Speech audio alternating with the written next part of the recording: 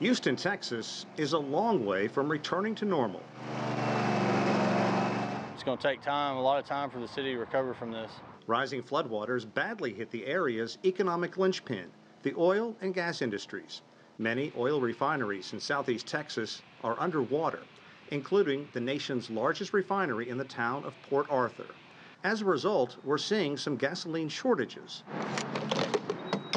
This after the price of gas immediately spiked right after the killer hurricane. I'm sure it affects some people more than others, but yeah, the last thing you want to do is pay more for gas.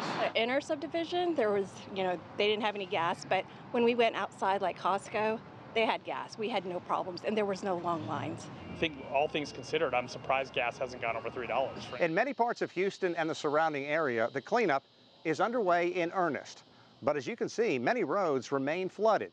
And the fact that many refineries simply aren't producing right now, that has upset the equation of supply and demand, adversely affecting gas prices, which will be felt for some time around the United States.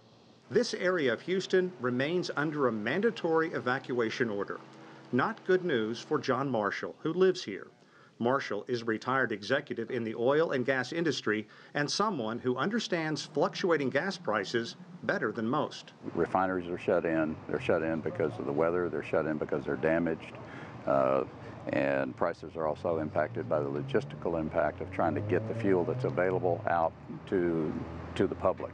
A jump in gas prices is understandable given the scope of the devastation.